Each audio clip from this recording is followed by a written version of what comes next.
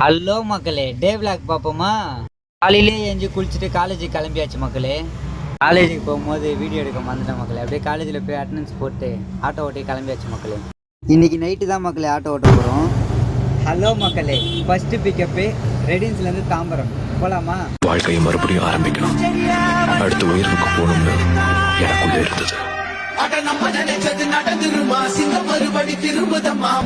Second pickup தாம்பரத்துலேருந்து Madhavaram பால் பண்ணை போகலாமா?